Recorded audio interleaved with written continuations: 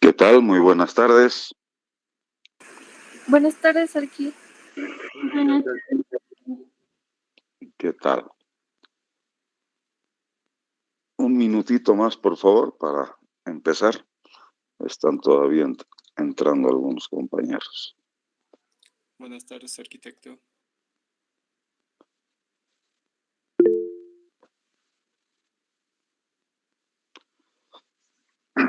¿Qué tal, Gabriel?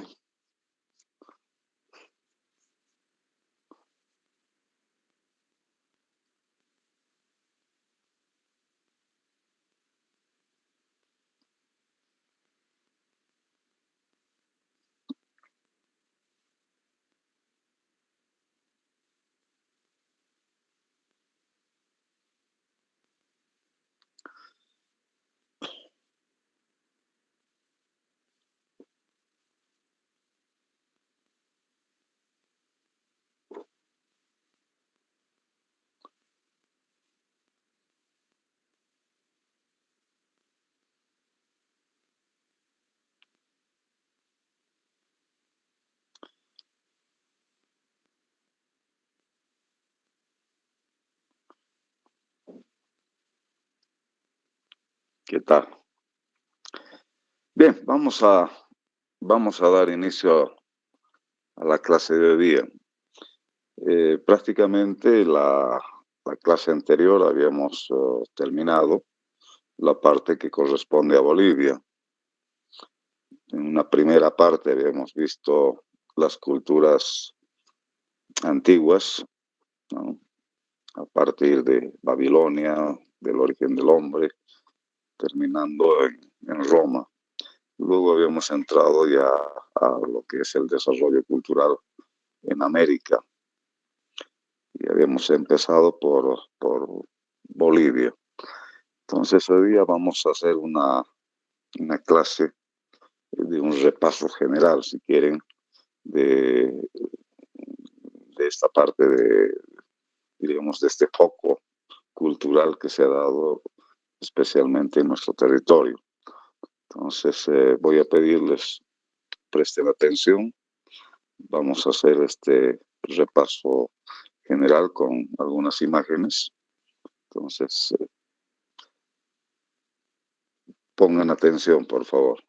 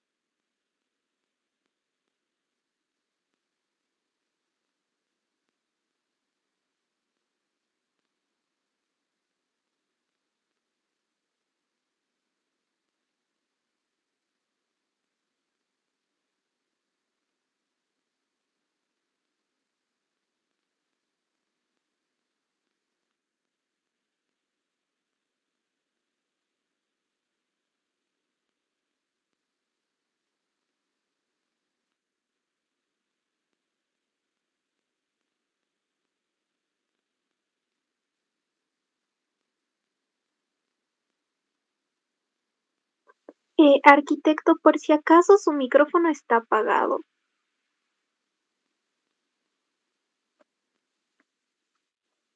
Ok, gracias. ¿Ahora sí? Sí, ahora sí, Arqui. Ok, gracias.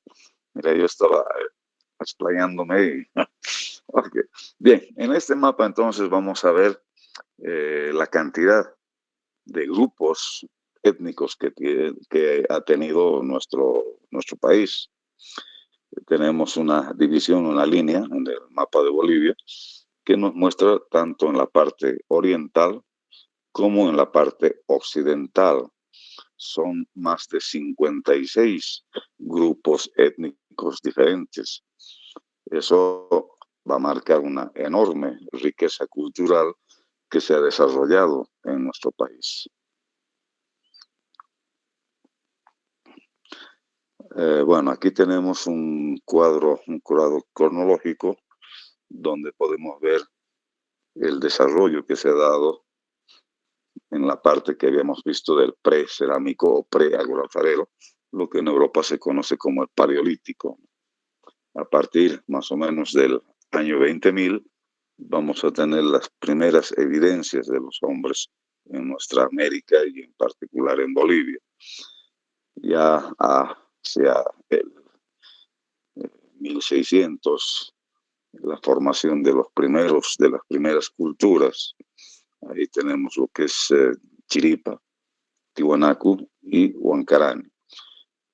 La época clásica de Tiwanaku, a partir de principios de nuestra era, esta línea del centro sería lo que marca el año 0 o 1, ¿no? Entonces tenemos lo que va a ser el Tiwanaku clásico, el Tiwanaku imperial en esta área, ¿ya? Entonces vamos a tener esos tres grandes estadios, ¿no?, de Tiwanaku que habíamos visto: el aldeano, el estado y el imperial. Y hacia el 1000 aproximadamente, aproximadamente hacia entre el 1150 y 1200, vamos a ver el colapso de Tiwanaku, ¿no?, y el surgimiento de lo que habíamos visto, los señoríos aymaras. También está la cultura moyo, que habíamos visto, el incario, que lo vamos a ver ya con plenitud cuando entremos a la parte del Perú, la época colonial, ¿no?, y lo que es la república. Lo que está pasando en la parte de los valles, en los llanos, que culturas también se van desarrollando paralelamente en América, ¿no?, las distintas culturas que vamos a ver en América del Sur. Y en la parte de abajo tenemos también una cronología de las culturas en el resto del mundo, ¿no? Vamos a ver las civilizaciones de Egipto, la parte de la Mesopotamia, ¿no?, Grecia, Roma, en fin.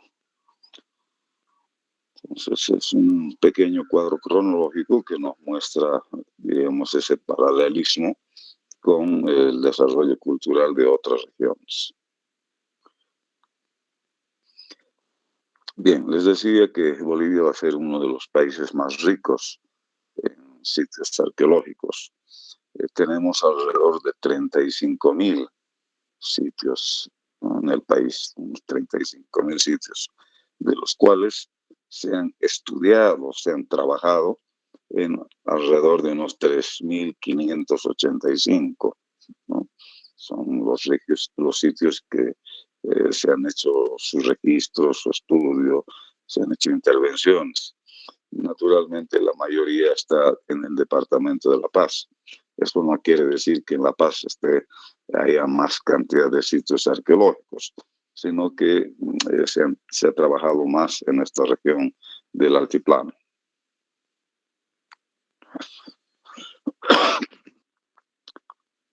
Si quisiéramos hacer un mapa arqueológico poniendo los 35.000 sitios, o por lo menos los 3.500, sería casi imposible, ¿no? No nos alcanzaría, digamos, espacio para meter tantos. Y además hay algunos que están superpuestos, ¿no? Hay una superposición también cultural. Entonces, aquí en este mapa podemos ver los más importantes, los de carácter, diríamos, turístico, si quieren, los que muestran una arquitectura más de carácter monumental.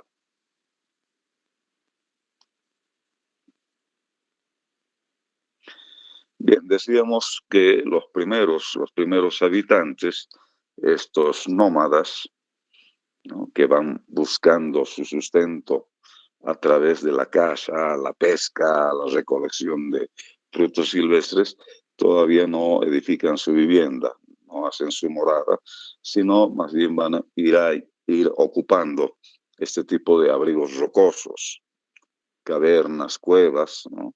Donde van a dejar sus evidencias.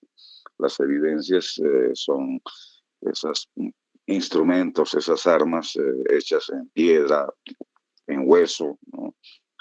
Que habíamos visto en la primera parte.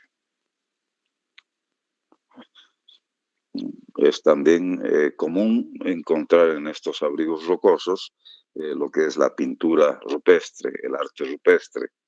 Aquí tengo algunos ejemplos en la parte de los valles, ¿no? Donde vamos a ver este tipo de máscaras, ¿no? El mono, la taruja, ¿no? Que son animales más típicos de la región. Vamos a tener ya el surgimiento de lo que es la vivienda como tal.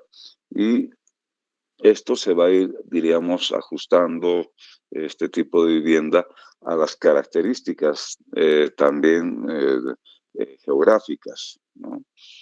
Recordemos que una vez que se va apropiando de ese espacio geográfico, ese espacio le va a ir dando también sus materiales constructivos. En este caso estamos viendo este tipo de construcciones hechos especialmente en el ichu, la paja, ¿no? Espacios más cerrados. Aquí podemos ver una pequeña urbanización, ¿no? Donde vamos a ver la utilización de la piedra y lo que son este tipo de cubiertas bastante cónicas por las características también climáticas, ¿no? Las lluvias. En cambio, en la parte de los valles, generalmente son viviendas más abiertas. Estos refugios son mucho más abiertos, se utiliza sobre todo la madera, ¿ya? Y vamos a ver las esteras que vienen a ser como parte de las cubiertas. También decíamos que aparte de esta vivienda como cobijo, como protección, se hace este tipo de arquitectura que es más de carácter simbólica. Esta arquitectura simbólica está en varias regiones de nuestro país. Aquí tenemos un dolmen, un hemidolmen, ¿no?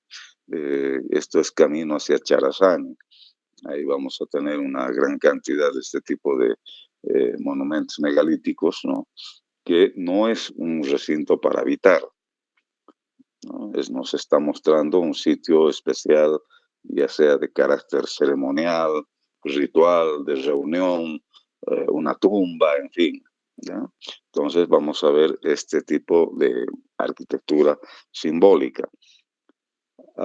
Aquí vemos, diríamos, a través del tiempo, desde ese primer menjil, esa piedra implantada, ¿no?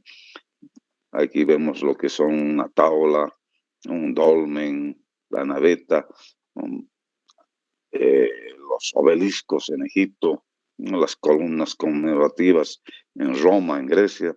En América decíamos lo que llamamos comúnmente monolitos o estelas, ¿no? Y aquí tenemos, diríamos, este tipo de arquitectura simbólica moderna, contemporánea, ¿ya?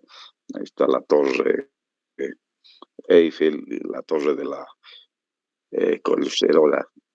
Entonces, así como desde esta piedra implantada, desde este menjir a lo que es esta torre ya metálica, ¿no? Ha habido una evolución, un cambio a través del tiempo. Así también la vivienda va a ir transformándose, cambiándose. Aquí tenemos una vivienda, ¿no? Una vivienda del pasado, donde vamos a ver la utilización de ramas, ¿no? Y cueros de animales que nos están dando esta vivienda bastante rústica, que es un cobijo diríamos, eventual, si quieren, ¿ya? O este tipo de estructuras utilizando las cavidades rocosas, ¿no?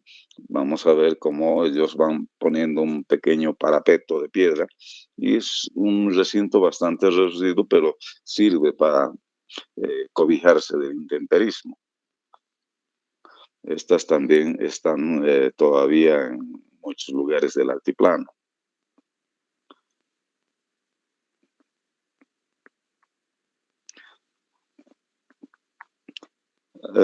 Aquí vamos a ver los ejemplos un poco de la arquitectura, ¿no?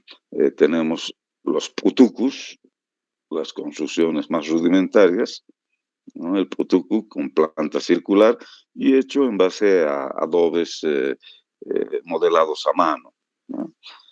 Luego aquí vamos a tener un ejemplo de lo que es la vivienda chipaya, ¿no?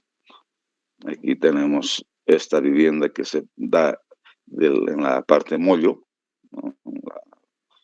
Que es les decía, un vestíbulo y una habitación, ¿no? Y una cubierta en base a la madera de magüey y ichu, la paja. Estas son más de la costa, diríamos, ¿no? Aquí abajo tenemos una vivienda moche, ¿no? Que es más de la costa, es una vivienda más abierta y estas también pertenecen a la parte del valle, ¿no? Son las primeras viviendas que quieren los primeros habitantes aquí en nuestro territorio. En la parte superior tenemos lo que fue la vivienda en Tiwanaku, ¿no? Ya con algunos elementos escalonados, ¿no? Que nos muestran igual la cubierta con bastante pendiente, ¿no? Por la lluvia que se da en el altiplano. Esta viene a ser la vivienda de Huancarane, ¿no? La vivienda de Huancarane, y tal vez una de las más complejas, la vivienda de Chiripa, ¿no? Hemos visto la cultura chiripa con ese tipo de viviendas de doble muro, ¿no? Un doble muro,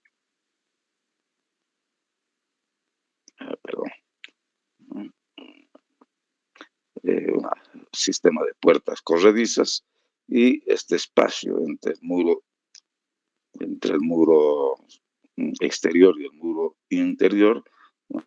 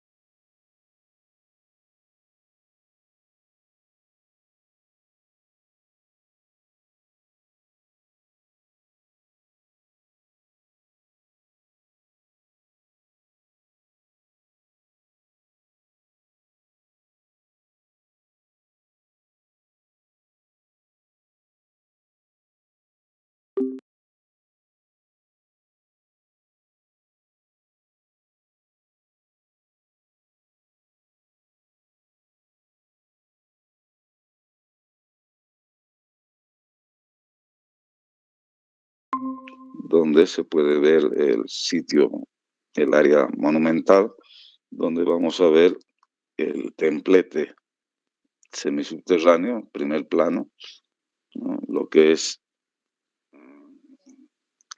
el Kalasasaya, Putuni, ¿no? Pericala, la pirámide de Acapana, aquí al fondo la pirámide de Pumapunku,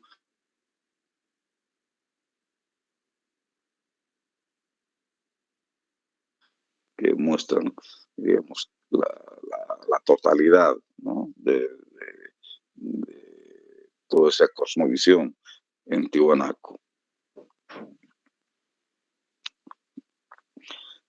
Otra cosa que es importante resaltar es la planificación tanto urbana como regional.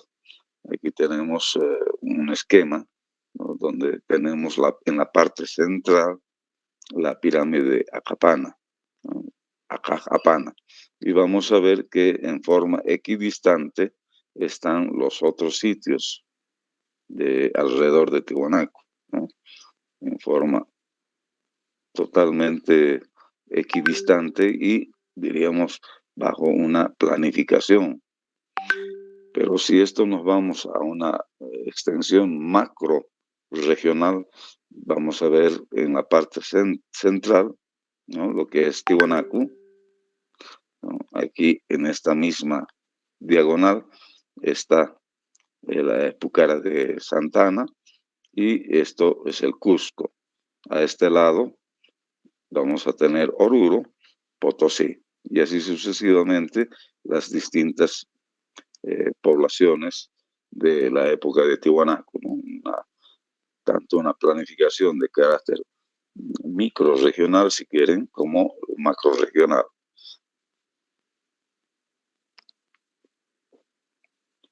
Bueno, ahí habíamos visto cómo esa trialidad, ¿no? La aplicación de esa trialidad, el mundo de arriba, ¿no? Lo que es el Alaspacha, el mundo superior, el, el Acapacha o Caipacha, ¿no? Donde viene a ser la parte de Tiwanaku en un principio, el Taipijala, ¿no? La piedra del centro, y lo que es el Manjapacha, lo que es el mundo de inferior, el mundo de abajo.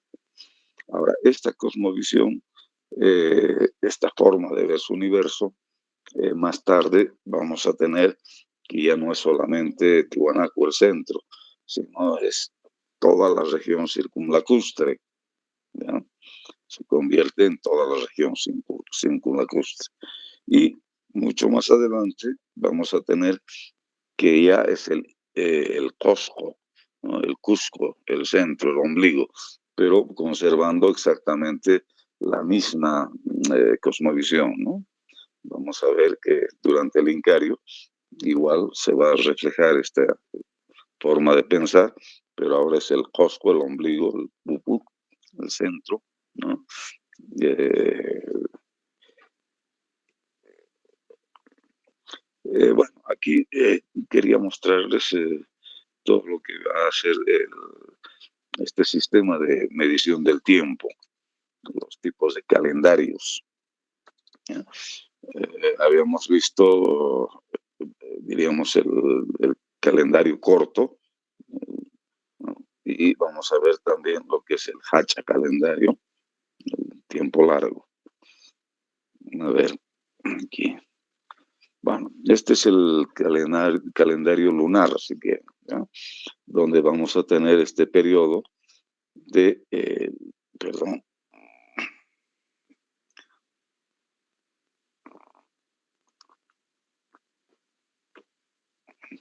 bueno, aquí, este periodo de 7 días, ¿no? De lo que es la luna llena al cuarto menguante, la luna nueva, el cuarto creciente y nuevamente la luna llena. Este periodo es de 28 días, ¿no? De 28 y 29 días, que viene a ser el calendario lunar. Y la división en 4 partes, mediante lo que son la semana, ¿no? La semana de 7 días. Entonces nos da este tipo de calendario que está representado en,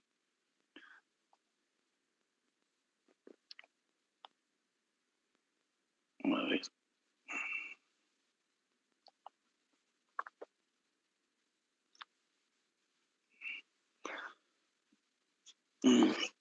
esos periodos que les decía de 7 días que hacen los 28 días del mes lunar, ¿no? Por lo tanto, vamos a tener 13 meses lunares en el año. 13 meses lunares.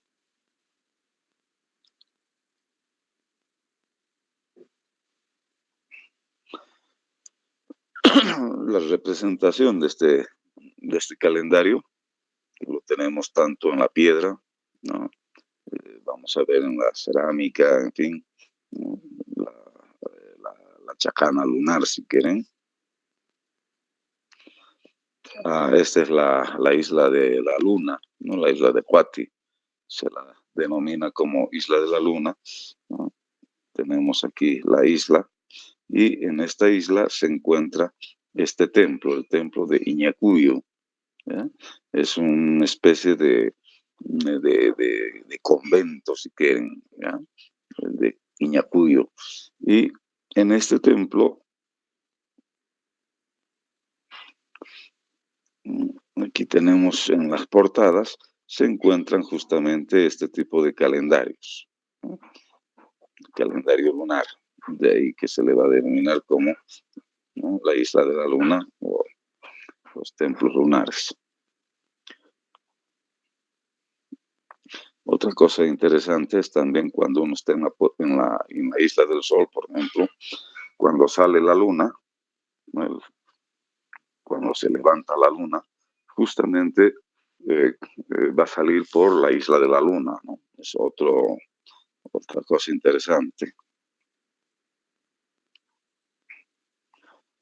Este es el calendario largo, o el hacha calendario, que se llama, ¿no? El calendario solar, que también es bastante usado, común en Tiwanaku, donde vamos a ver la división en lo que son los dos solsticios y los dos, ahí tenemos los dos equinoccios, los dos solsticios, periodos de 3 meses, y las 4 grandes fiestas, ¿no? Las 4 grandes fiestas del mundo prehispánico.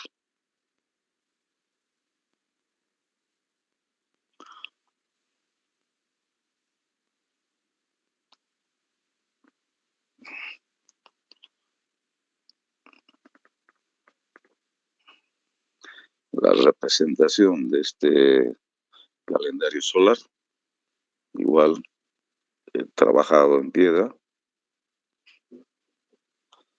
Aquí tenemos otras muestras, tanto en la parte de la alfarería como los textiles, la representación de la chacana solar.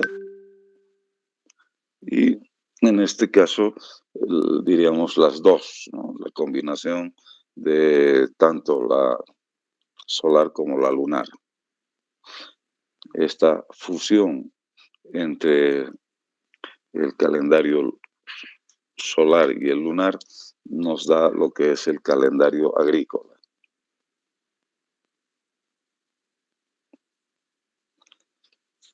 Bien, habíamos visto la cultura huancarani, ¿no?, en el principio de este periodo del formativo.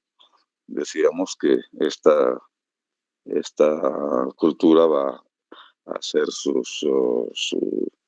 planificación urbana, si quieren, sobre lo que son este tipo de montículos, que pueden ser artificiales o pueden ser naturales, ¿no?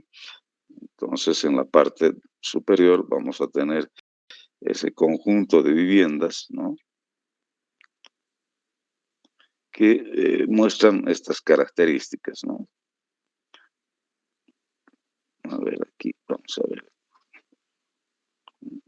vamos vamos a ver una pequeña tipología de las viviendas en Huancarani, lo que eran las cabezas clavas que habíamos visto, ¿no?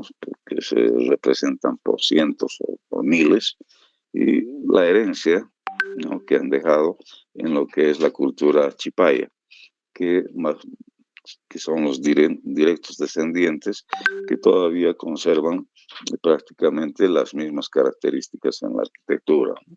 Que tenemos una vivienda chipaya y esto vendría a ser el putucu, ¿no?, el área de, digamos, de almacenamiento de productos. También habíamos visto la cultura chiripa, que tiene un desarrollo más interesante, ¿no? Aquí vamos a ver el sitio tipo de chiripa, donde tenemos en la parte central lo que es el templete subterráneo y las viviendas que están alrededor de este espacio religioso, lo que son las lápidas chiripa, que ya encierran una simbología bastante interesante, ¿no? Ya podemos ver aquí un personaje central, ¿no?, la dualidad, y aquí podemos ver la cuatripartición, que eso, digamos, lo explicábamos más en Tiwanaku, ¿no? Este tipo de lápidas que son, diríamos, de esta cultura. Bueno, ahí tenemos una reconstrucción virtual de lo que fue el templete, ¿no?, en base a los restos encontrados. En realidad el templete se encontraba en este lamentable estado. Como les decía, al lado está la hacienda de Chiripa, y bueno, se utilizó gran parte del material, así como también prácticamente la destrucción de uno de los primeros templos del mundo prehispánico en nuestra región. Entonces lo que se hizo es empezar a trabajar acá, ¿no?, tratando de hacer diríamos, un trabajo de conservación, ¿no? Ahí, con la participación de toda la comunidad, se fue colocando tanto los pilares, los sillares en su sitio correspondiente, naturalmente ayudados del trabajo arqueológico.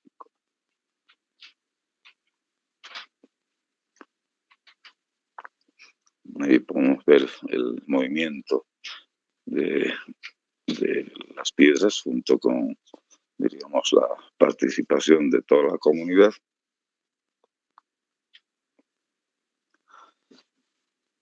Ahí va tomando ya forma, diríamos, este espacio de carácter ceremonial, ¿no? Aquí al fondo podemos ver lo que era la hacienda,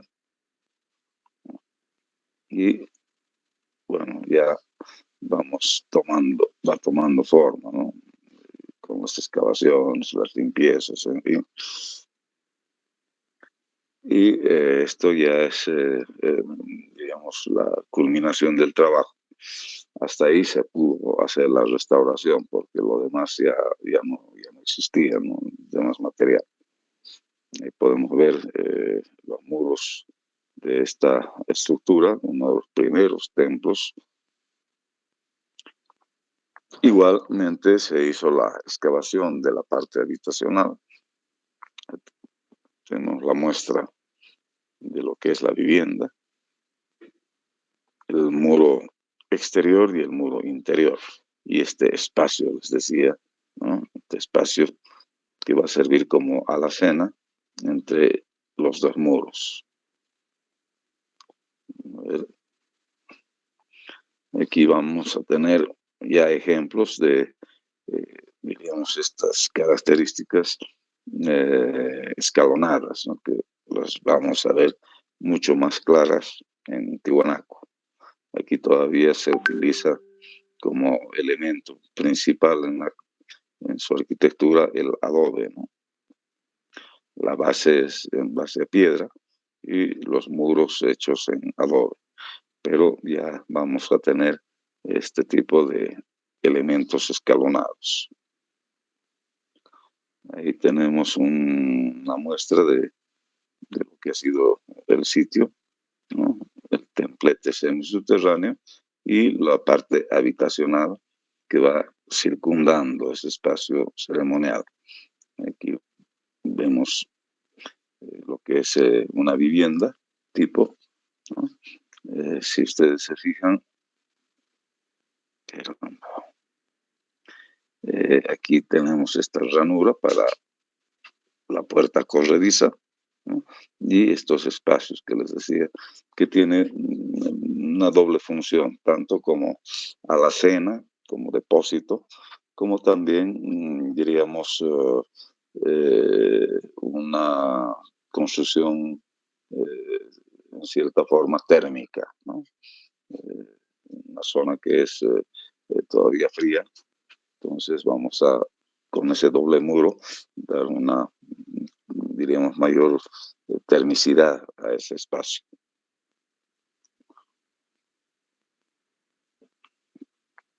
Ya en base a esos hallazgos podemos hacer, digamos, las reconstrucciones de cómo eran estas viviendas. Aquí tengo un ejemplo, esta parte de la puerta corrediza, ¿no? Aquí está la ranura al frente, este es el detalle de acá, ¿no? Donde encajaba esta puerta que cerraba el espacio, ¿no? Y digamos estos espacios entre muro y muro.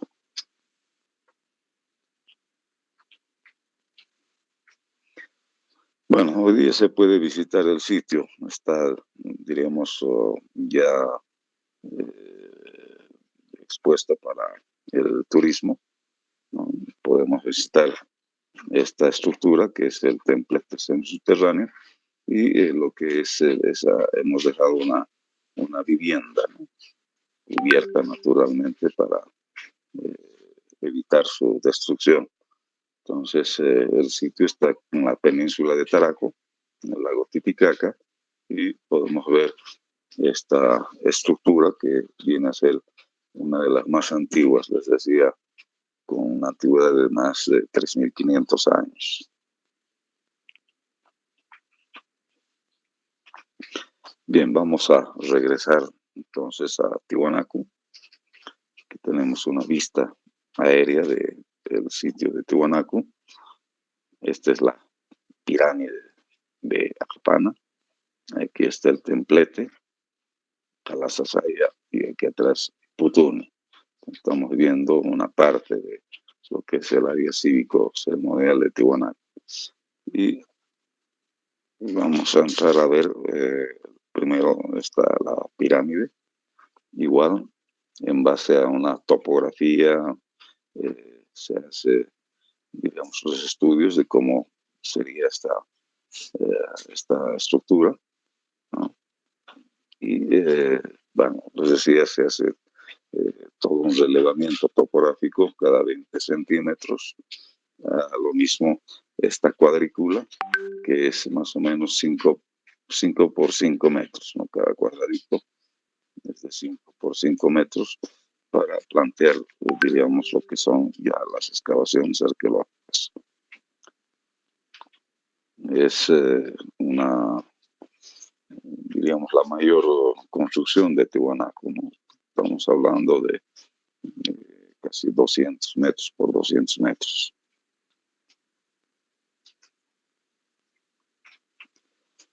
Bueno, el inicio de las excavaciones, esta es la parte este, que había sido excavada por Gregorio Cordero Miranda unos años atrás.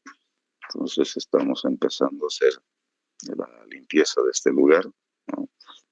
Que estaba bastante deteriorado, donde podemos ver la parte de la primera plataforma y lo que es la segunda plataforma. Igual se empezó a trabajar en el sector oeste, donde encontramos la primera plataforma, ¿no? Y diríamos las primeras gradas de esta plataforma. Si ustedes se fijan, siempre va a ser en número de 7, ¿no? 7 peldaños que suben a esta primera plataforma.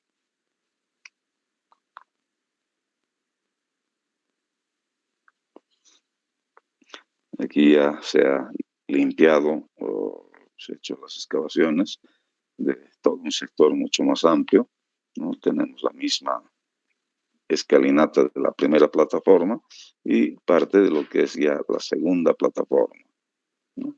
Y encontramos también este tipo de pedestales donde estaban los chachapumas. Ahí se encontraban como guardianes, si quieren, al acceso de esta pirámide, este tipo de bases, ¿no? Ahí estaban los chachapumas, que, bueno, ahora están en el Museo de Tiwanaku. Bueno, una gran mayoría, naturalmente, fueron destruidos en la época colonial. Bueno, todo se hace también con ayuda de la computadora para ver cada bloque en su lugar.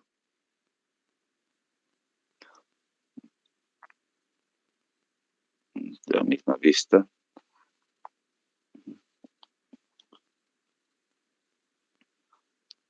En otro sector de la pirámide, en este caso en el sector norte, donde encontramos también la primera plataforma, y aquí estamos iniciando la segunda plataforma. Naturalmente, digamos, mientras se hacían las excavaciones, diríamos, un grupo de varias cuadrillas que trabajaban en las excavaciones. Paralelamente también después se hacía por otro grupo ya más especializado lo que es la parte de conservación. En la parte superior de la pirámide hay un pequeño conjunto de habitaciones de doble muro y encontramos este bloque en esta parte habitacional, ¿no? Encontramos este bloque que tiene un canal y este orificio, ¿no? En la parte central. Entonces, cuando destapamos, o sea, levantamos este bloque, nos topamos con este tipo de ductos, ¿no? Aquí está el bloque, como os decía. Esto entra unos 3 metros, se extiende por 18, 19 metros, vuelve a bajar 3 metros y bueno, no sabíamos hasta dónde iba. Hemos metido un pequeño robot, autito con luces, filmadora, pero hasta cierto lugar nos daba más o menos el indicio, ¿no? Y una vez que pudimos despejar el área, se accedió al lugar, ¿no? Naturalmente todavía estaban con gases tóxicos, de ahí que se va, digamos, usar este tipo de máscaras para entrar en el lugar.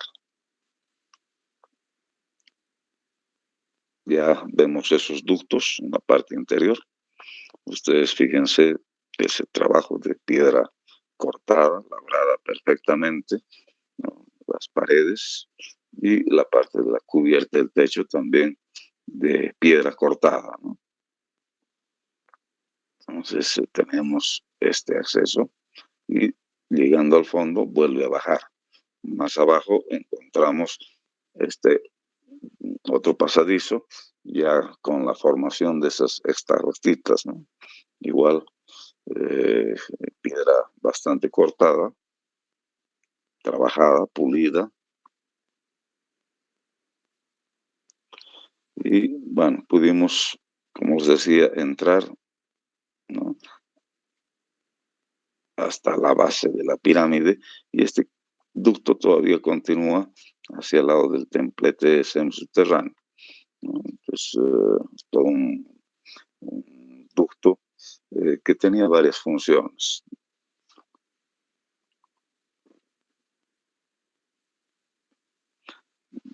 Bueno, Aquí tenemos otra ya trabajada en computadora, ¿no? La tapa, el ingreso, ¿no? Este primer ducto que habíamos visto, este segundo, y viendo esto que les decía, va a continuar todavía.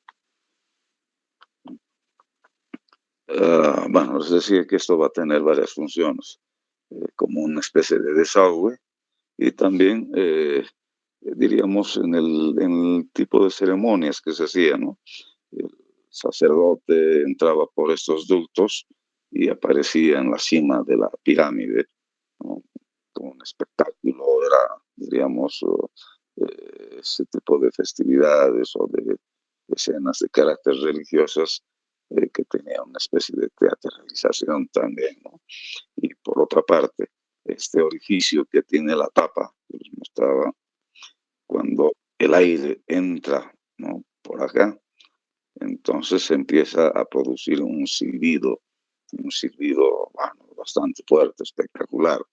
Entonces, les decía, con la aparición de los sacerdotes en la parte de la cima, ese sonido, bueno, dice realmente espectacular ese tipo de ceremonias, ¿no? Que incitaba también a la entrega de los tributos y presentes. Y tenemos ya la pirámide tomando forma. Esta es la mitad de la pirámide del eje, ¿ya? Y vemos cómo va tomando esta forma escalonada.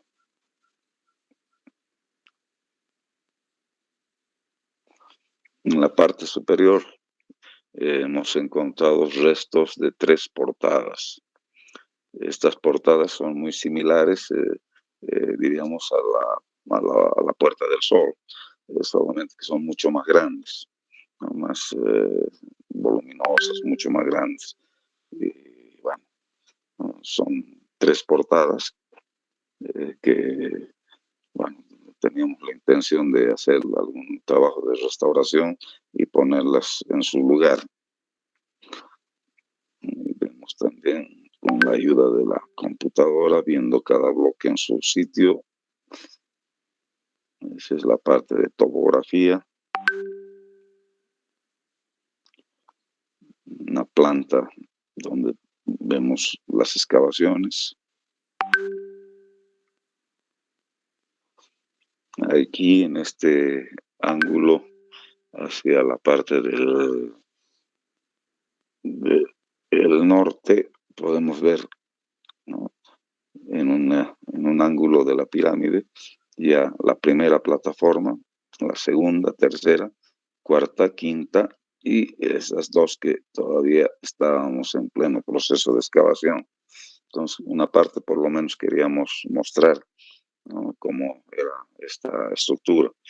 Esto se hizo hasta el 2008, ¿no? Fue la última temporada de excavación que se hizo en Tiwanaku.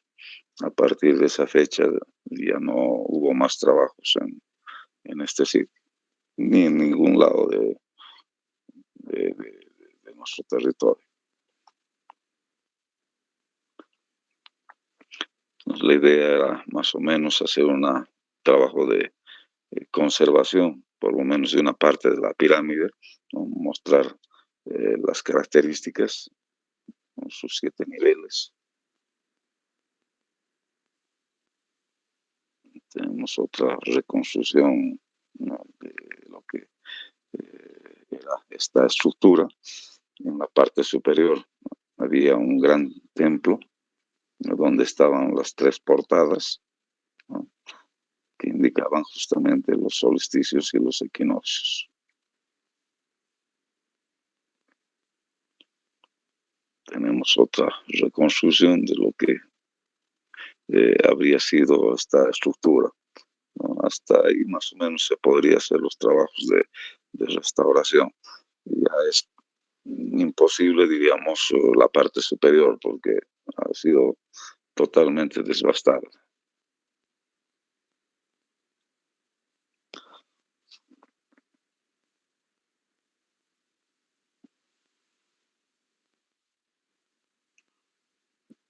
tenemos,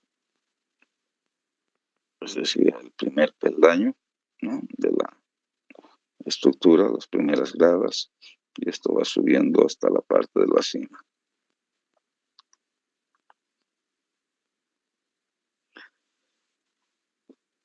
Bueno, la otra pirámide, que es de Pumapunku, estaba en situación todavía peor, más caótica. Esta fue saqueada durante siglos, convertida en una cantera para la construcción de templos, iglesias, ferrocarril, en fin, ¿no? Entonces vamos a ver que realmente este sitio era mucho más caótico. Igual empezamos a hacer los trabajos. Tiene esta forma la pirámide, es casi cuadrada, ¿no? Tiene salientes hacia la parte del este, y tal vez la parte más impresionante es estas plataformas, ¿ya? Son 3 plataformas. Esta que va mostrando lo que son de los costados, los solsticios, y esta que está en la parte del centro, que muestra los equinoccios. En la parte central, un templete semisubterráneo. Esta pirámide tiene simplemente 3 niveles.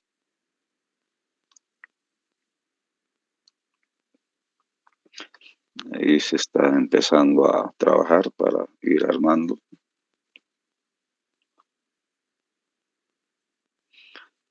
Igual, las 3 portadas que encontramos, donde tenemos, bueno, estábamos con esa idea de volverlas a armar las 3 portadas, colocarlas en su sitio. Es un trabajo que ha quedado todavía inconcluso. Ahí estamos tratando de armar esa primera portada.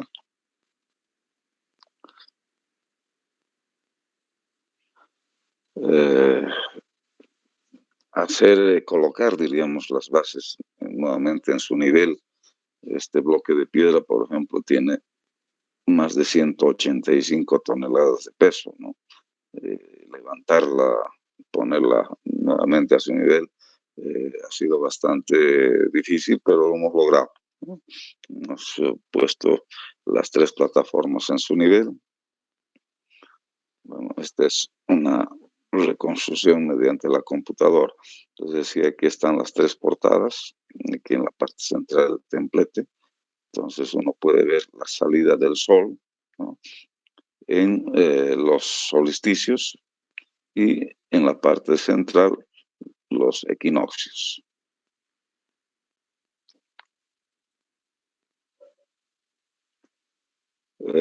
Bueno, aquí mostramos lo que son las plataformas. Ya son trabajos, diríamos, de la última etapa de Tiwanaku. Nos muestra una arquitectura más eficiente, un tipo de base que tiene piedras planas y un sistema de contrafuertes. Estas ya son estructuras, diríamos, de carácter asísmica, ¿no? Puede resistir movimientos sísmicos sin, diríamos, sufrir daños.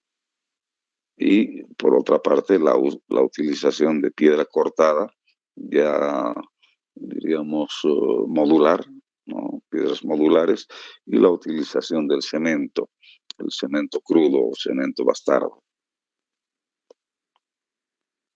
Ahí estamos limpiando, excavando la primera plataforma.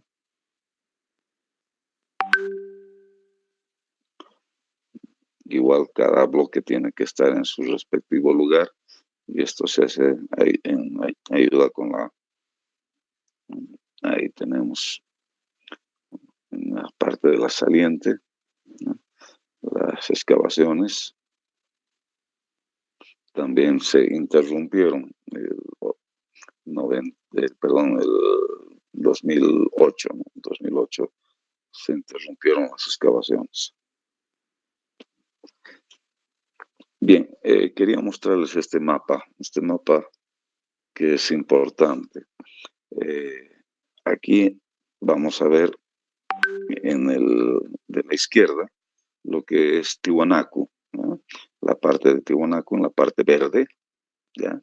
Y el Tiwanaku en la parte rosada, que para diríamos, peruanos le llaman el Huari o el Huari Tiwanaku, ¿no?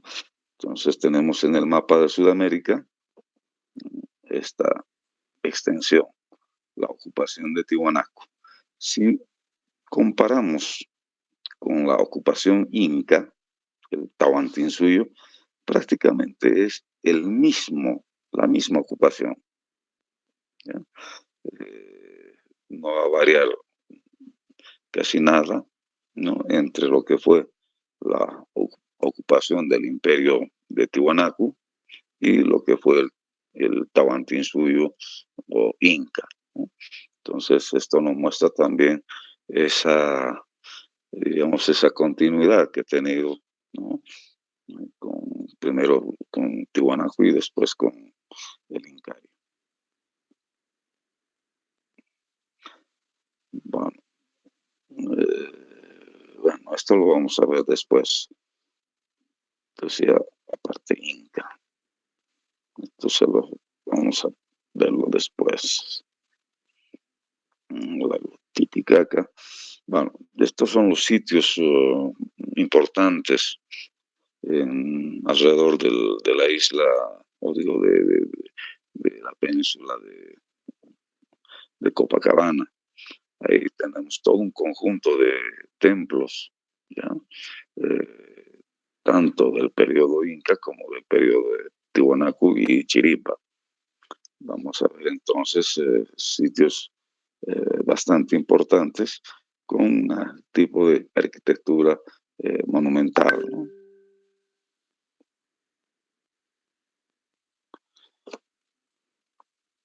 La Isla del Sol, tenemos el templo de Pilcoveina, una estructura de carácter palaciega, si quieren, ¿no? Que tenía 2 plantas.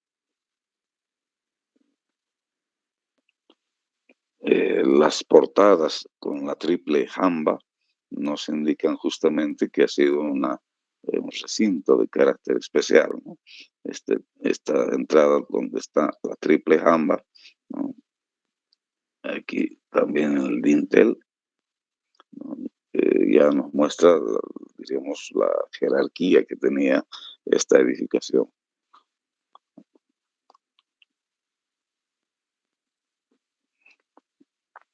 Bueno, otro sitio importante vamos a tener, les decía, en la isla de la Luna, ¿no? El Palacio de Iñacuyo. Gran parte de este sitio está en riesgo. De hecho, una parte cayó, diríamos, en una tormenta cayeron un par de rayos que, diríamos, derrumbó un sector y más bien teníamos las documentaciones, fotografías que nos permitió hacer una reconstrucción, ¿no? Entonces, este sector, ahí estamos haciendo la restauración de ese sector, ¿no? Eh, cada bloque, cada piedra en su lugar. Incluso poderle colocar su revoque original, ¿no?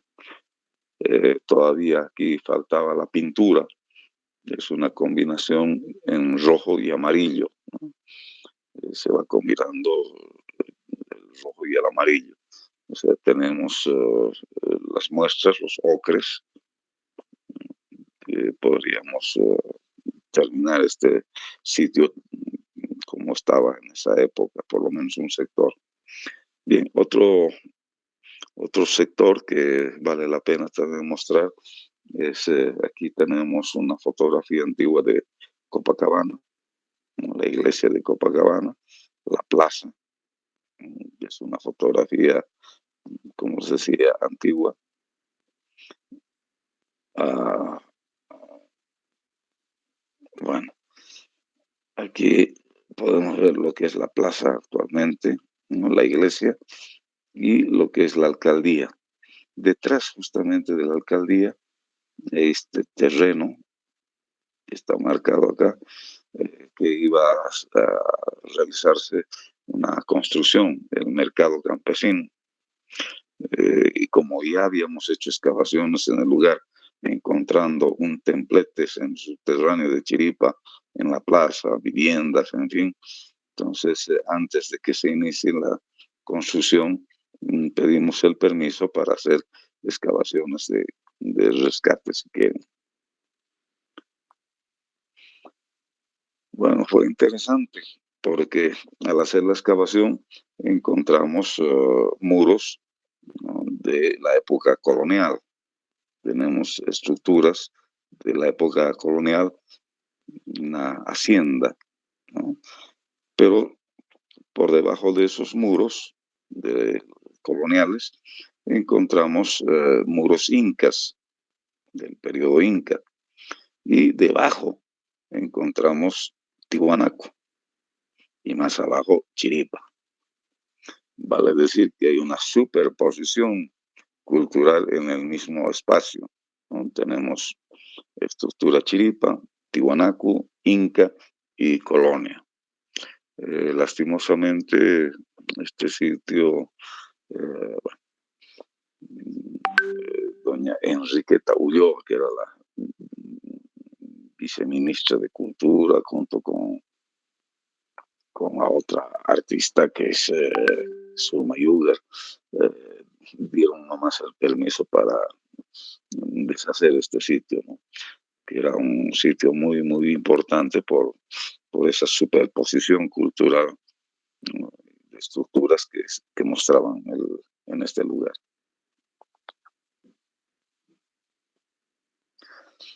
Y tenemos otra vista también del mismo sitio de Pilcocaina. En la actualidad podemos ver esta estructura en la primera planta y la segunda planta, ¿no? Que diríamos que era todavía restos de esa segunda planta. Este es un dibujo de Squire, 1700, de la misma edificación, donde se puede ver todavía parte del revoque, ¿no? La primera planta, la segunda planta, ¿no? Y esa magnífica vista que tiene hacia el lago. Otra estructura en la misma Isla del Sol, la llamada chincana. Chincana quiere decir laberinto. Toda construcción de carácter laberíntica se denomina chincana. ¿No? Un pozo puede ser también una chincana. Entonces vamos a ver que hay muchas chincanas, ¿no? Esta es una de ellas en la Isla del Sol, por este tipo de estructura bastante laberíntica. Nos entra a un patio, un conjunto de habitaciones, a otro patio que viene a ser todo una especie de ingresos laberínticos, en fin, ¿no? Aquí tenemos un gran patio de carácter ceremonial y la parte de habitación. Si esto lo vemos desde arriba, podemos ver todo este conjunto de la chincana y aquí está lo que se llama la roca sagrada, ¿no? De donde se supone surgió Manco Cápac y Mamaojlo, donde se formó el sol, la luna, las estrellas. Este lugar era muy, muy especial, ¿ya? Estaba cubierto con tejidos de colores, algunas piezas de oro, plata, en fin. Entonces ha sido el lugar más sagrado para los incas, la cuna de lo que es su civilización. Bueno, bueno, estos son trabajos de excavación subacuáticas, ¿no? En el arrecife de Joa, donde tuvimos que hacer, en base a registros, mitos, leyendas, algunos trabajos de arqueología. Encontramos esas cajas de ofrendas y bueno, se hizo todo un trabajo de excavación subacuática, ¿no? Encontramos varios objetos, entre ellos algunos de oro, ¿no? Como este vaso de la época de Tiwanaku, este también es un medallón de Tiwanaku, y estos son incas. Lo interesante es encontrar esa misma superposición. Encontramos objetos de la época de Chiripa, ¿no? Vasijas de Chiripa, luego encontramos también objetos de Tiwanaku y finalmente incas. O sea, no, hemos tenido igual esa, digamos, esa ofrenda a la Cochamama, ¿no? Que ha ido, diríamos, de generación o de pueblo en pueblo. No encontramos nada aymara, ¿no? No había absolutamente ninguna evidencia de los aymaras.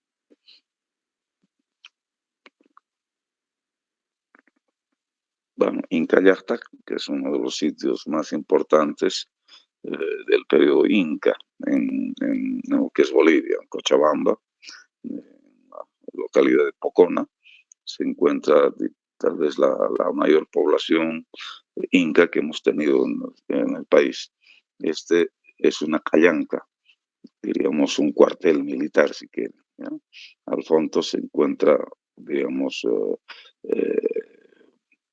lo que se llama Montepuncu, la entrada, el ingreso, ¿no? El Montepuncu, la puerta del monte, la entrada hacia la zona de, digamos, de los llanos.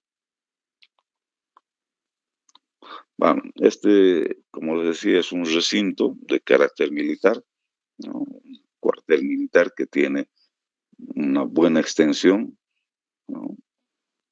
Son alrededor de unos 20 metros más o menos de ancho por cerca a unos 80, 90 metros de largo, ¿no? Es un templo, pero no solamente está esta estructura, está acompañada de todo un conjunto habitacional. ¿Ya? Aquí teníamos este templo, este cuartel, ¿no? La Callanca, y alrededor es todo un conjunto de carácter habitacional. Aquí tenemos las típicas hornacinas, ¿no? De incas que adornan los muros. Aquí una vivienda también que nos muestra una vivienda de dos plantas, la planta baja, parte de la planta superior, el patio, que es, como les decía, uno de los elementos más importantes. Bueno, una reconstrucción de lo que ha sido este lugar, esta callanca, este cuartel militar. Encontramos los horcones, ¿no? Que sujetaban la parte de la cubierta. Este recinto ha sido cubierta, esta es la parte del hastial, ¿no? A ver si vemos aquí. Este es un pauchinto. Bueno, aquí tenemos una vista mejor de lo que es esta estructura, ¿no? Aquí estaba la parte del hastial que sujetaba el techo y diríamos las columnas que estaban en base a troncas de madera. Bueno, este lugar lamentablemente sufrió mucho deterioro. Este era la canchita de fútbol de la comunidad, ¿no? Aquí se hacían los partidos de fútbol, de ahí que ha sufrido bastante deterioro. Hoy día, por lo menos, creo que ya la comunidad ha tomado conciencia y lo está protegiendo.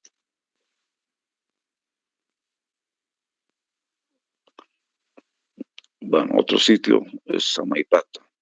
Samaipata, eh, descanso de altura, quiere decir en quechua, ¿no? Es la mayor petrografía del mundo que tenemos aquí en Santa Cruz. Toda una montaña, toda la montaña esculpida, trabajada, ¿no? Y alrededor vamos a tener la parte del asentamiento, la parte de diríamos, urbana, ¿no? Como os decía, aquí está toda la roca, ¿no? Que está trabajada, esculpida, y lo que es la parte habitacional, ¿no? Aquí tenemos otra callanca, casi similar a la de que habíamos visto en Callacta, ¿no? La parte urbana, habitaciones.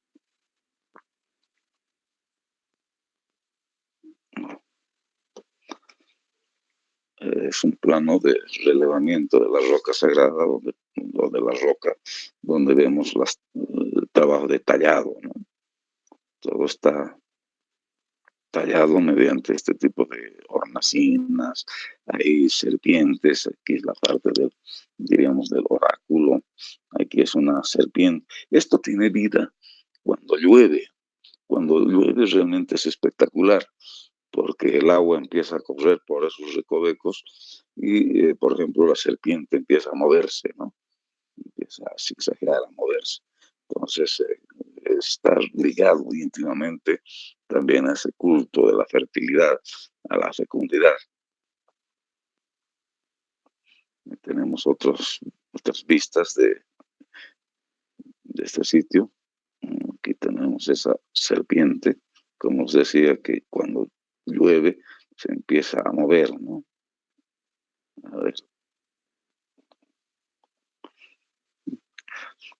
toda la montaña, como os digo, está trabajada con diferentes características y también podemos ver un poco de lo que queda de la parte habitacional, ¿no?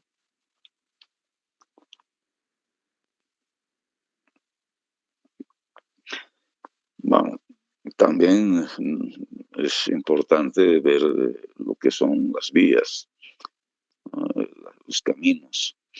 Este es el Capac Ñan, Capac principal, Ñan camino, ¿no? Capac Ñan camino principal, querría decir, que viene desde Colombia, ¿no? Desde la zona de Pasto de Colombia, ¿no? La parte del Ecuador, Perú, Bolivia, Argentina y Chile, ¿no? En Bolivia son estos los caminos que tenemos de data prehispánica. Bueno, eran más de 7.000 kilómetros de caminos prehispánicos. Tal vez algunos de ustedes conocen algunos trocitos. Por ejemplo, este es el Choro. Aquí está el Taquesi, que es estito. El Taquesi. El Lambate, que va hasta Apolo. Bueno, todos estos son caminos prehispánicos. Lamentablemente, muchos de esos caminos han sufrido un vandalismo, especialmente en los últimos años, ¿no? Se han ido abriendo, veremos, caminos nuevos sobre estos caminos prehispánicos.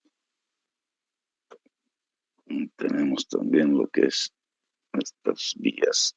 Y bueno, vamos a ver estos caminos que están bastante bien empedrados, trabajados, ¿no? En la parte del altiplano. Ahí tenemos otro tipo de camino, también bastante bien conservado, ¿no? Con muros incluso que van mostrando el camino en la parte del altiplano. Este es en la parte tropical. Bueno, naturalmente este camino está bastante bien empedrado, ahora cubierto, digamos, por el chúmel, ¿no? Estos caminos que van subiendo hacia la parte de la cordillera. Aquí tenemos el Taquesi, ¿no? Que es uno de los más conocidos. Lastimosamente, esto ha sido prácticamente destruido por la misma prefectura, ¿no? Ahora nadie tiene control de estos, diríamos, de todo este patrimonio y lamentablemente se está destruyendo. Habíamos visto la cultura Moyo con Iscanhuaya. Aquí tenemos un par de edificios, el patio central y lo que son las habitaciones alrededor del patio central, ¿no? Aquí tenemos otro patio y las habitaciones alrededor. con pasadizos, estrechas callejuelas, en fin, al fondo el río Lica. Y podemos ver ejemplos de lo que han sido estas habitaciones, la parte del vestíbulo, que era más abierto, y la parte propiamente ya de la habitación. Y como les explicaba, está casi una altura de 1 metro para entrar dentro de la habitación, ¿no? Se repite en todas las habitaciones.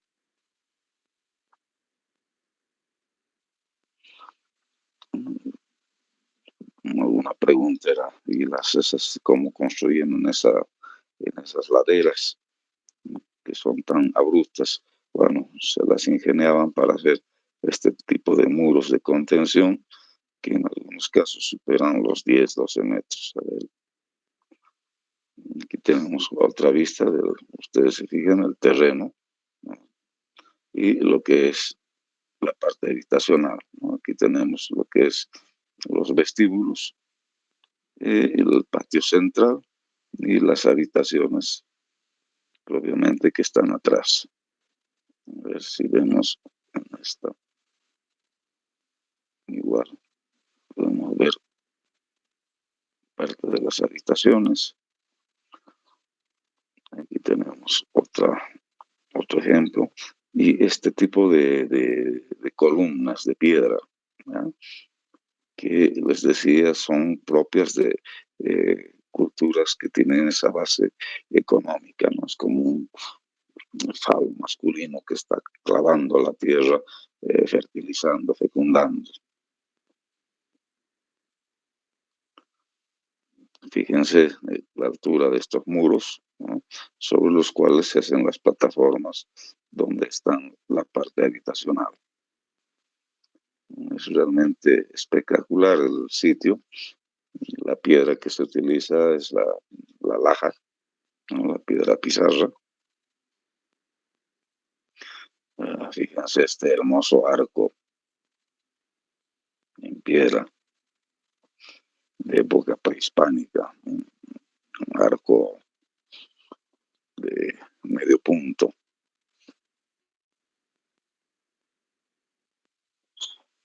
Bueno, otro ejemplo de las habitaciones. Aquí tenemos la parte del patio, lo que son la parte de los vestíbulos, atrás las habitaciones, y estas son las cocinas, ¿no? Donde tenemos incluso todavía los batanes, ¿no? Las piedras de moler.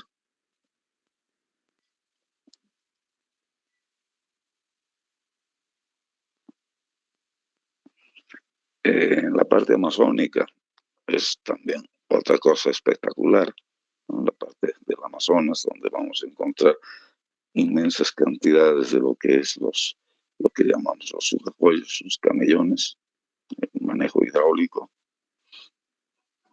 Podemos volar por horas por la región de Moxos y vamos a ir viendo este espectacular trabajo de el manejo hidráulico, ¿no? Canales, terraplenes para la agricultura. Estos son los sugarrollos, donde la parte de arriba, donde van los sembradíos y lo que son los canales. Bueno, otra cosa que es impresionante es la cantidad de lagunas artificiales, lagunas hechas por el hombre, lagunas artificiales, muchas de ellas totalmente empedradas incluso, ¿no? Entonces uno puede volar también por el lugar y va a ir viendo. Estas son lo que llamamos las islas artificiales, ¿eh? Son alrededor de 20.000 islas artificiales. En cada isla había una pequeña población, ¿ya? Entonces, realmente es un trabajo eh, tanto de la planificación urbana que es sumamente espectacular, ¿no? Son los canales y las plataformas donde estaban eh, este tipo de islas. Todo esto es en Moxos, ¿no? En la región de Moxos, en el Beni. Ahí tenemos otra vista de los camellones. Bueno, aquí podemos ver cómo estaba este tipo de las islas, ¿no? Donde les decía, está en la parte de las habitaciones. Así, aquí está la maloja, la construcción mayor, y alrededor lo que son los pawichis. O sea, la maloja era una especie de lugar de reuniones o, diríamos, de habitación colectiva. Cuando la pareja contraía matrimonio, ya, diríamos, tenía una vivienda familiar, ¿no? Un pawichi. Y conectado esto por tanto vías aterraplenadas por sistema de canales. Es la cerámica que encontramos en estas islas, una cerámica decorada, ¿no? Podemos ver estas cerámicas tripoides, el uso de la tembeta, estos adornos faciales, lo que son los piercings ahora, ¿no? Que utilizan, que está de moda ponerse en las orejas, en el ombligo, en fin, lo mismo hacían los tiwanacotas, ¿no? Solamente que sus piercings podían ser de arcilla, ¿no? De cerámica, metal, hueso. Ahí tenemos una ánfora funeraria, en una de estas islas también, una vasija, ¿no? Que un entierro. Esta de aquí es la tapa de esa vasija, una urna funeraria. También estaban los entierros directos, ¿no?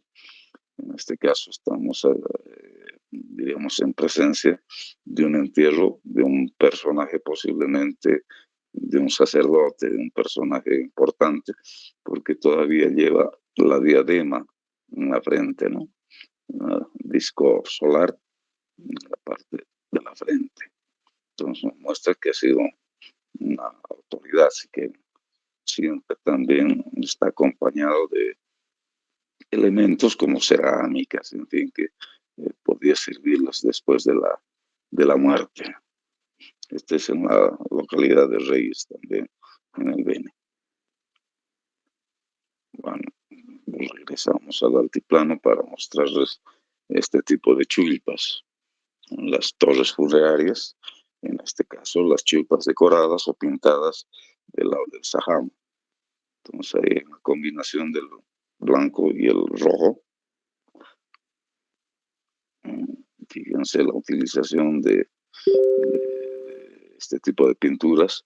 Estas chulpas tienen cerca de 400 años, ¿no? Y bueno, podemos ver su grado de conservación todavía. Están hechos en adobe. Aquí tenemos igual este tipo de decoración. Arquitecto, disculpe. Sí. Una pregunta. Ese disco que le colocan, es como de más o menos las monedas que le colocaban los griegos a sus muertos. No, esta es una especie de tiara en la parte central, en la testa, es una representación del disco solar. El cambio de los griegos eran dos monedas, ¿no? Que estaban generalmente en sus ojos, que eso tenía que pagar, digamos, al barquero, ¿no? Para que le pase al inframundo. Para el viaje al Hades, ¿no? Exacto, al Hades, que era un pago que recibía el barquero, ¿no? Pero en este caso es diríamos, un disco solar que era muy utilizado tanto en esta región como en Tiwanaku y durante el Incaria.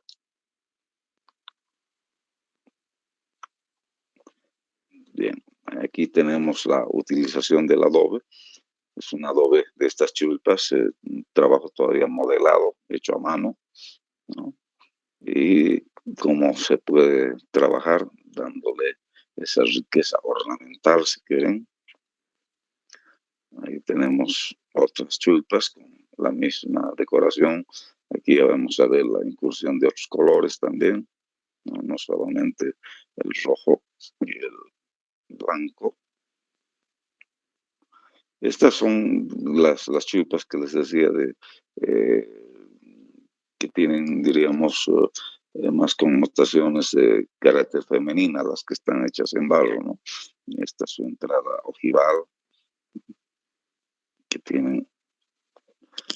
Bueno, aquí finalmente voy a mostrarles lo que es los últimos trabajos que hicimos en, en la isla de Pariti, ¿no? Donde se encontró una gran cantidad de ofrendas.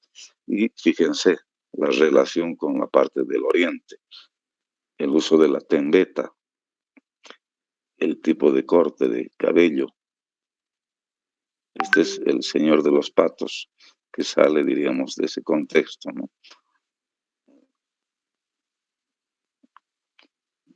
La pintura facial, este uso de tocados, que es más de carácter selvático, la representación del loro, en este caso, ¿no? La representación del loro. Aquí tenemos la representación de la serpiente. Este jeru es una serpiente que está enroscada, ¿no?, con su chonomo al final, o este tipo de vasos de carácter ceremonial, que es un chayador, ¿no?, con un pequeño orificio aquí, ¿no?, que va a permitir derramar el agua o la chicha, el brebaje, ¿no?, para hacer la chaya.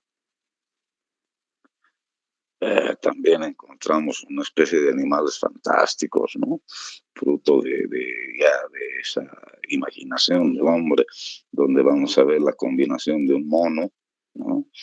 Está la parte del cóndor y también elementos de puma. Entonces nos muestra, ¿no?, esa habilidad que tuvo el hombre para hacer este tipo de, de creaciones, o este tipo de cerámicas historiadas, ¿no?, que nos muestran prácticamente ya, perdón, nos muestran historias, ¿no?, que están relacionados con la parte también astronómica. Aquí chachapuma, este es un chachapuma bastante pequeño, es el único objeto de piedra que se encontró, que tiene más o menos unos 5 centímetros de alto, ¿no? Si el chachapuma tiene 5 centímetros, imagínense el tipo de ojo que tiene, ¿no? Yo he trabajado en lapislázuli, lleva una cabeza trofeo y en la otra mano, diríamos, llevaba un hacha, una hacha, ¿no? Bueno, el Señor de los Patos, bautizado personaje, y hemos encontrado también alrededor de unas 24 variedades de patos, ¿no?, todas las que existen en el lago Titicaca, que están representadas en la cerámica. Bueno, finalmente, es la parte de la costa. Este es el salar de Uyuni. En la parte de la costa, esa parte del salar de Uyuni. Fíjense debajo de la sal, muy próxima a la costa. Todavía la capa de sal es muy delgada. Fíjense las estructuras debajo de la sal. Esto solamente se puede ver desde el aire, desde arriba, ¿no? Cuando uno camina por el lugar no ve nada. Entonces, son fotografías sacadas de este globo. Bueno, en esa época todavía, cuando hemos hecho esto, no había pues ni qué sé yo, los drones que ahora tenemos. Yo soñaba tener un dron, pero era una misión imposible en esa época. Ahora ya hay como juguetes, ¿no? Fíjense, debajo de la sal son promontorios de sal, y estas son estructuras. Aquí tenemos todo un conjunto habitacional.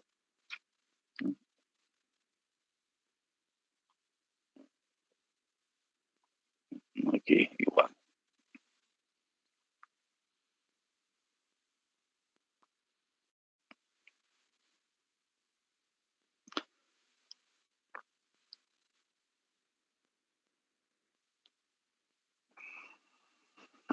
Bien, un repaso así muy general, rápido, de lo que es ese valioso, rico patrimonio que tenemos en el país. Bien, si tienen preguntas, adelante.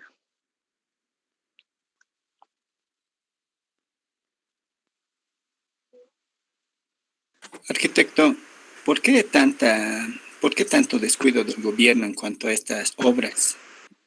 Y también de la Al, ciudadanía. al gobierno nunca le ha importado, a cualquier tipo de gobierno, nunca le ha importado, digamos, la conservación de este patrimonio. Lo que se ha hecho, lo poco que se ha hecho, ha sido gracias a los arqueólogos que se han ingeniado para conseguir algunos recursos, ¿no? Trabajar con universidades europeas, americanas, japonesas, en fin, pero el Estado nunca ha dado un peso para trabajar y conservar estas áreas arqueológicas. Menos ahora más bien se están destruyendo totalmente, ¿no? Ha dejado de haber el Instituto de Arqueología, de haber, bueno, por lo menos lo que teníamos, los guardarreinas, en fin, no hay nada, ¿no? Entonces hoy día está en una situación peor.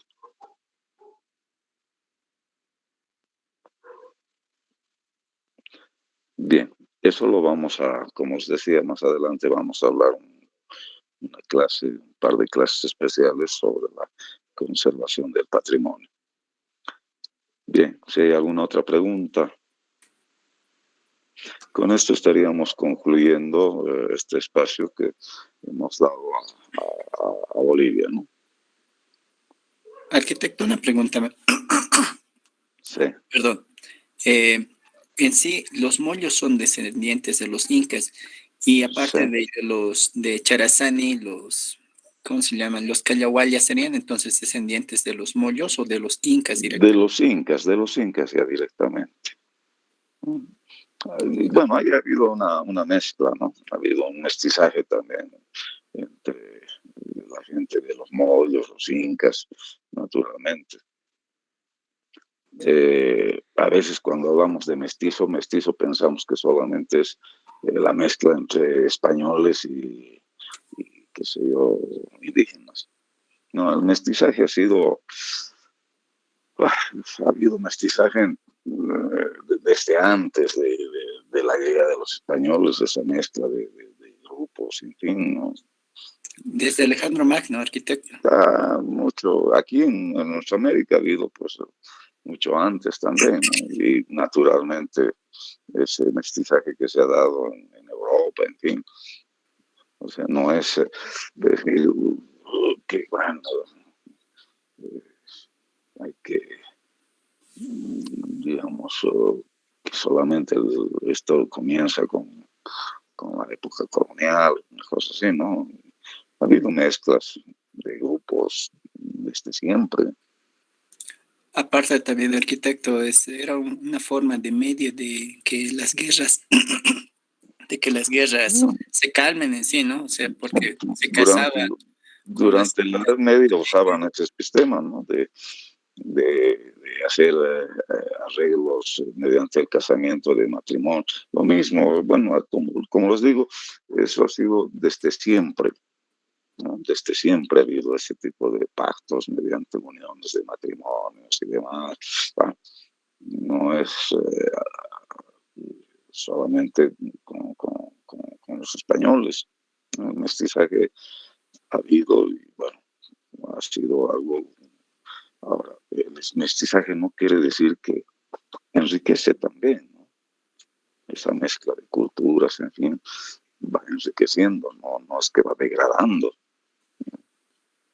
A veces es posible que haya un perjuicio de unos sobre otros, pero va también enriqueciendo, ¿no? Bien, si tienen alguna otra pregunta.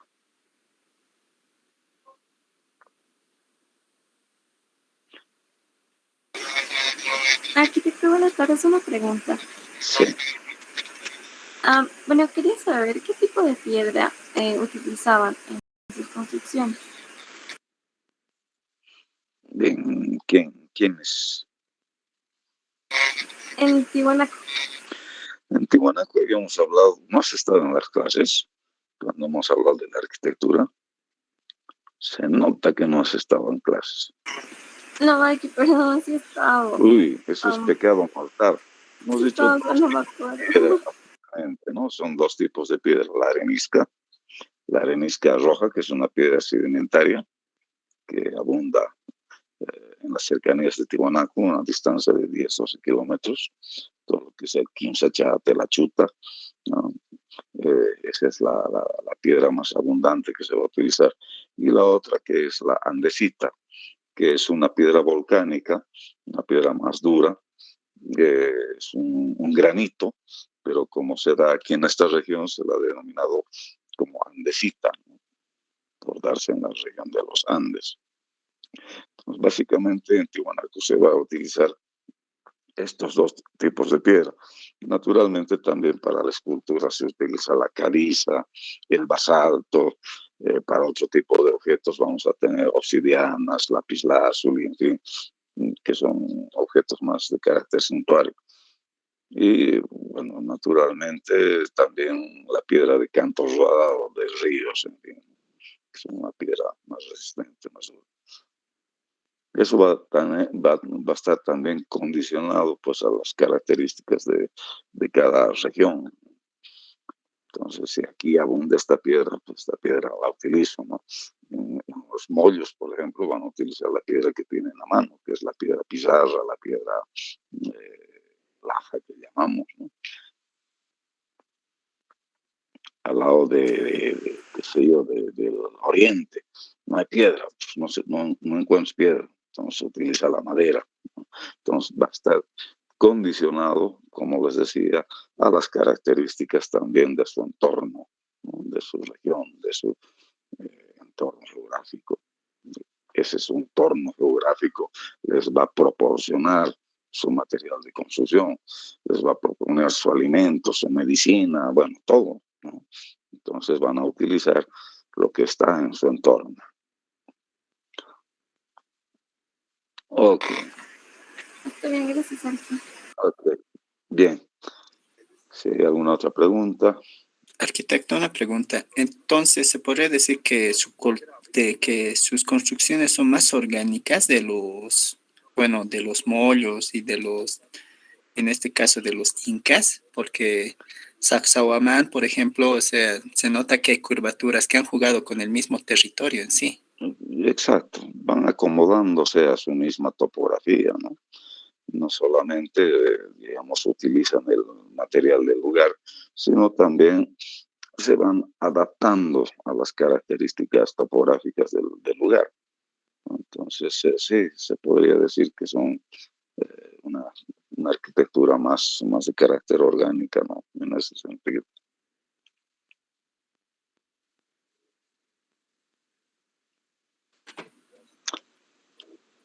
Bien, entonces vamos a Arqui, quedar. Sí, una sí. consultita antes de acabar. Nos mencionaba que cerca de la roca sagrada, que era la cuna del Inca, ¿no? Había una construcción que era de carácter laberíntica, que era una chicana. ¿Cómo se llamaba, Arqui? Chincana, chincana.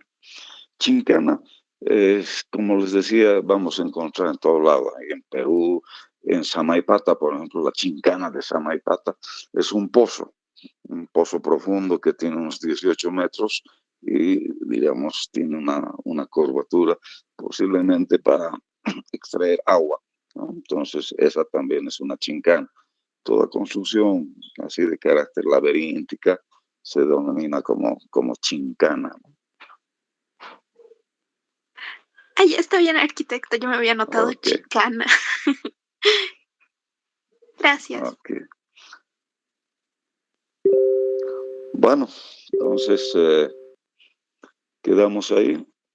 En la siguiente clase vamos a entrar ya a Perú, ¿no? Para después trasladarnos a Mesoamérica. Arquitecto, una pregunta más. Dime. Cuanto a su densidad, digamos, o su extensión de la cultura Molló, Ujú. ¿hasta dónde más o menos ha llegado, arquitecto? Es todo lo que es la parte de los valles transversales, la parte interandina. Como decía, están Nor-Yungas, Sur-Yungas, Larecaja, Muñecas, Franz Tamayo, ¿no? Toda la región de los valles mesotérmicos, detrás de toda la cordillera, ¿no? La cordillera real. Entonces, justamente detrás de toda la cordillera vamos a tener los asentamientos de esta cultura. Gracias, arquitecto. Ok. Aquí me escuchan. Bien. Entonces, bueno, reiterarles un fin de semana excelente. Nos veríamos el próximo lunes. Hasta luego, arquitecto. Nos vemos. Chaucito. Chao, chao. Ah,